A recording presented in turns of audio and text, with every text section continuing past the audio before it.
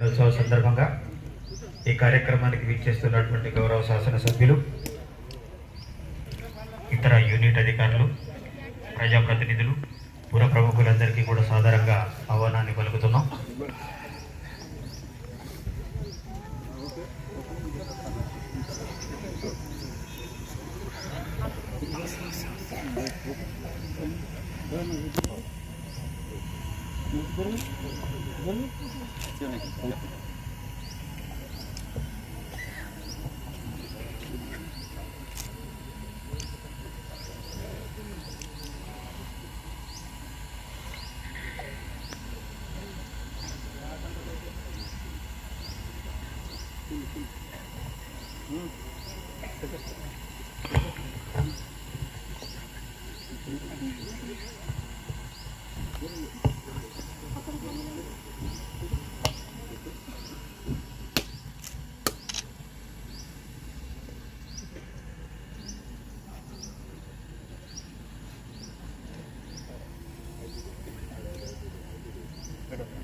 జరుగుతుంది.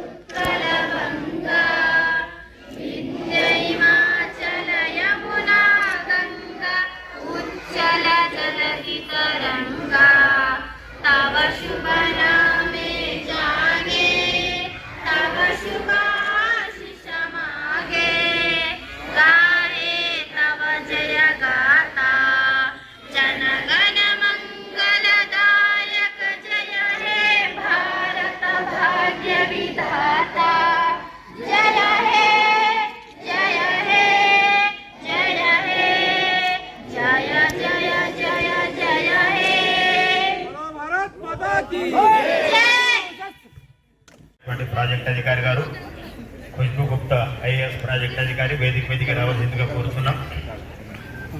అలాగే ఆర్డీఓ ఉట్నూరు గారు, మెజిస్ట్రేట్ ఉట్నూరు గారు, డిఎస్పీ ఉట్నూరు గారు, జేపీఓ జనరల్ ఉట్నూరు గారు, డీడీ ట్రైబల్ వెల్ఫేర్ ఉట్నూరు గారు, ప్రత్యేక అతిథులుగా గౌరవనీయులైనటువంటి ఖానాపూర్ శాసనసభ.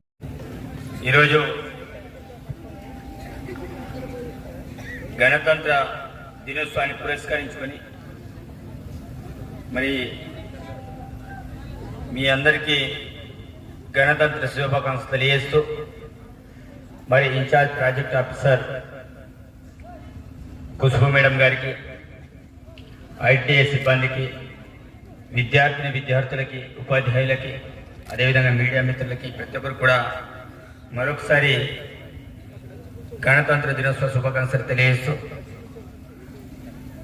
చాలా సంతోషం. మరి మేడం గారు ఇంతకుముందే ఐడిడి ద్వారా ఏవైతే సంక్షేమ పథకాలు కావచ్చు, అదేవిధంగా ప్రగతికి సంబంధించిన అంశాలన్నింటి కూడా ప్రస్తావించడం జరిగింది. మరి తెలంగాణ రాష్ట్రంలో కూడా ప్రజాప్రభుత్వం ఏర్పడి మరి ఆ ప్రజా సంక్షేమం కోసం అన్ని రకాలుగా సహకరిస్తుంది.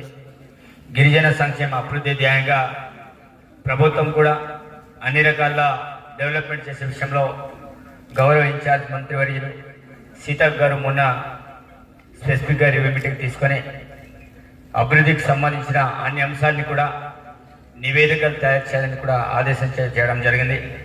కాబట్టి గిరిజన సంక్షేమ శాఖ అనేది మిగతా శాఖలతో పోటీపడే విధంగా అభివృద్ధి కావాల్సిన అవసరం ఉంది.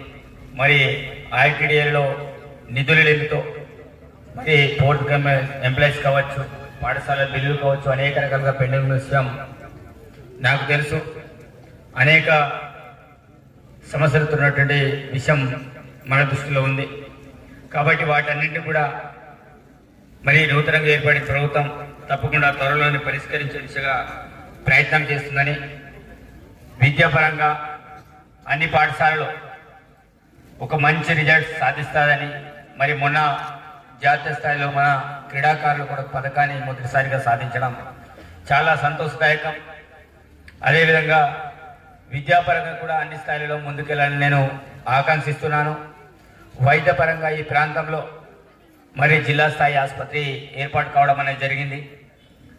దానిలో సిబ్బంది కొరత, ఆ విషయాన్ని మరి కమిషనర్ దృష్టికి కావచ్చు, మంత్రుల దృష్టికి కావచ్చు తీసుకెళ్లడం జరిగింది. మరి నెక్స్ట్ మంత్ కల్లా రక్త పరీక్షల నమూనా కేంద్రం, టీహబ్ కేంద్రాన్ని కూడా ప్రారంభించబోతున్నాం.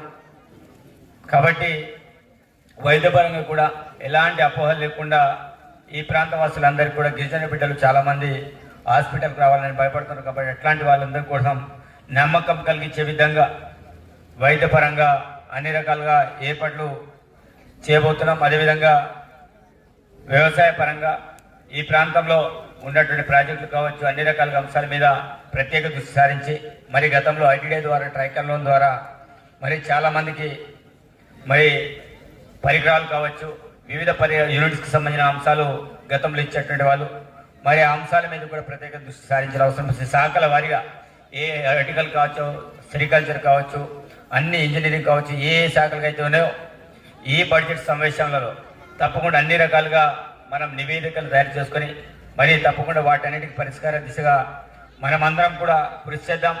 మరి ఐటీడీ పాలక వర్గం ఏదైతే ఉందో మీరందరూ కూడా మీకు సంబంధించిన సమస్యలు కావచ్చు, మీ జీవితాలకు సంబంధించిన అంశాలు కావచ్చు, అన్ని అంశాల మీద ప్రత్యేకించి నివేదికలు, పెండింగ్ సంబంధించిన అంశాలు కావచ్చు, భవిష్యత్తుకి సంబంధించిన అంశాలు కావచ్చు, వాటన్నిటి మీద మీరు నివేదికలు తయారు చేసుకుని గౌరవ మంత్రివర్యులకు మరి నివేదికలు సమర్పిస్తే తప్పకుండా వాటన్నిటి కూడా అభివృద్ధి చేసే క్రమం జరుగుతుంది.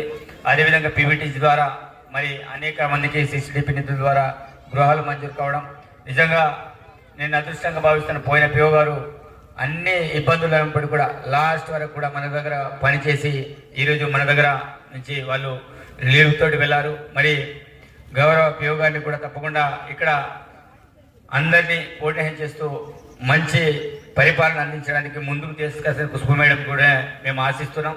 తప్పకుండా ఇన్ఛార్జ్గా కాకుండా ఫుల్ ఛార్జ్గా కూడా వచ్చే విధంగా ప్రభుత్వం కూడా ప్రయత్నం చేస్తుందని నాకు ఆశాభావం వ్యక్తం చేస్తున్నాం. కాబట్టి మరి మరొకసారి వచ్చిన విద్యార్థులకు అందరికీ కూడా గణతంత్ర దినోత్సవ శుభాకాంక్షలు తెలియజేస్తూ సెలవు తీసుకున్నాను. ధన్యవాదాలు మిత్రులారా.